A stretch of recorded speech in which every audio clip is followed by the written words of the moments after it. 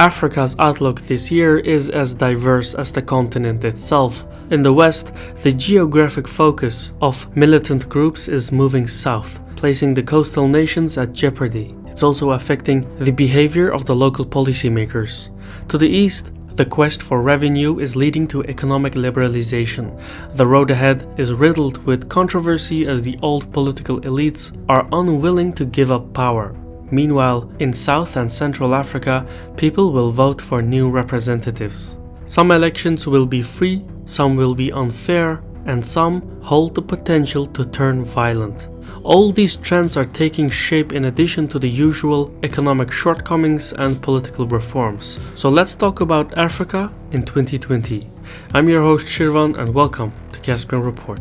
With over 120 years of combined experience, Santa Barbara Chocolate brings some of the finest sourced chocolate to the online market. They have close relations with their partners around the globe and are accredited with certifications in free trade, kosher, and organic.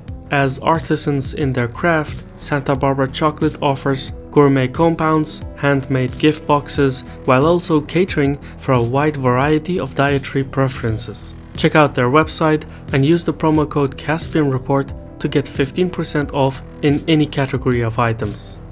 Going into 2020, the Algerian government will be preoccupied with the transition to a new government after decades of rule by the former president Abdulaziz Bouteflika. There is pressure on the military elite to open the political process to newcomers, but the ruling party is resisting wherever it can. The process of consolidating a new government has contributed to economic instability, but Algerian lawmakers have maintained generous social programs to quell unrest. So the country will see protests throughout the year, but the more the social movement comes to blow with the new government, the more state officials will push back against liberalizing the economy.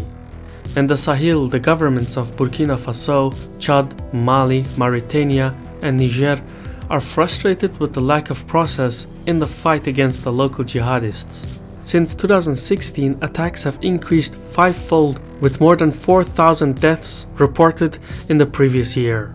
The need for action is urgent, and the African nations are working closely together, but the key issue is the lack of manpower to cover the tremendous battle space. France has taken the lead in the counter-offensive, but is reluctant to devote more resources and manpower to combat the militants. In response, the Sahel nations are now negotiating with Russia to acquire new arms, training, and funding. So in 2020, don't be surprised if Russia broadens its footprint in the Sahel. Communal violence has been exceptionally ruthless in Burkina Faso, where anti-Christian attacks have stoked inter-religious tensions. For comparison, while the death toll in 2016 stood at about 80, last year more than 1,800 people died in the country as a result of communal fighting. In other words, Burkina Faso, the land of upright men, finds itself in a low-intensity insurgency. Violence has blighted much of the north and east, displacing about 500,000 people in the process. Most of the attacks are orchestrated by militants, but some of the blame also rests with the government, which relies heavily on physical force. Its national army often abuses citizens and ethnic groups, which in turn fuels jihadist sympathies. The wheel of stigmatization and resentment has consequences in the political sphere as well. Unrest has now spread to the capital, where protests are angry over the government's failure to tackle nationwide insecurity. In November, the country will hold elections, but these could be affected by the violence. The volatile state of Burkina Faso matters a great deal because the country is a gateway into coastal West Africa. Due to the half-measured French military offensive, the geographic focus of the jihadist attacks has steadily shifted south from Mali to Burkina Faso and is now edging towards coastal West Africa.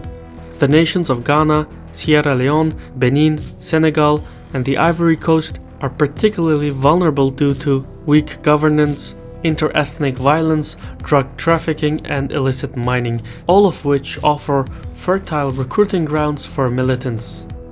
To the east, in Sudan, the country is going through a transition following the removal of long-running President Omar al-Bashir. A conversion of government is never easy, especially not when the previous organization ranked among the most corrupt in the world. Among other things, the Transitional Council needs to balance between the new civilian leadership and the old military elite. Making matters worse are the foreign players. China, Russia, and some of the Arab Gulf states support the position of the old military oligarchy, while France, Turkey, and some of the European nations back the new civilian government. It's a complicated process that will take years to resolve. In 2020, however, Sudanese lawmakers will try to remove Sudan from the United States' list of state sponsors of terrorism. By doing so, US sanctions could be lifted, which would open the country to the outside world in terms of finance, aid, and investment. In Ethiopia, Prime Minister Abiy Ahmed has taken revolutionary steps towards economic liberalisation since assuming office. He has freed political prisoners, welcomed back diaspora exiles, and ended the long-standing conflict with neighboring Eritrea. These efforts have gained Abiy admiration at home and abroad and earned him the Nobel Peace Prize in 2019. But the mass protests that brought Abiy to power were motivated by socio-economic grievances with ethnic undertones. Abiy's liberalisation program has dismantled the old Tigray system, but in doing so, inter-ethnic violence has increased. Today, fighting is rampant across the country, with millions of displaced citizens and growing hostility among regional leaders. In 2020, as the year before, Abiy will try to seek a middle ground. He has already unified the ruling coalition into a single party, but the question now is whether the ruling party of the Tigray region will join the single-party proposal. Failing to secure the Tigray support would deepen calls for independence, and in the worst-case scenario, Ethiopia could collapse into smaller pieces as Yugoslavia did in the 1990s, with disastrous consequences for the entire region. In Somalia, there is some groundbreaking news. Popular elections are to be held in 2020, the first in 50 years. In the previous presidential elections of 2009, 2012, and 2017, a system of thousands of clan delegates voted for parliamentary representatives who in turn elected the president. This time, Somali voters will elect the president through direct ballot. Security still remains an issue all over the country, but the elections are a step towards the right direction regardless of the outcome. Further south in Tanzania, the upcoming parliamentary and presidential elections are already stirred in controversy. Since assuming office in 2015, President John Maguful's policies have suppressed dissidents and foreign influences, earning him the nickname the bulldozer. Still, the president retains the popular support, so he is unlikely to modify his controversial domestic policies. Tanzania is a nation that relies substantially on foreign aid and investment, but Magufuli's descent into authoritarianism risks cutting off the country from European assistance. China is usually an alternative to Western investors, but this year, Africa is not exactly high on Beijing's list. There is a lot of ongoing in China domestically, which is why the Chinese leadership will want to focus its resources at home. Who will open up its checkbook for Tanzania is unknown. In Zimbabwe, the government's desperate quest for additional revenue is opening up the mining industry to foreign investors. The story here is that last year, the state introduced a new currency to replace the multi-currency system of the previous government. However, due to its large trade deficit and scarcities in food, fuel, and foreign exchange reserves, inflation is once more growing rapidly. It reached almost 98% in 2019. To avoid another hyperinflation crisis, President Emerson Mnangagwa is trying to liberalize the economy. Currently, there are talks with Russia to establish a diamonds for oil deal, while China may eventually want to explore Zimbabwe's rare earth elements.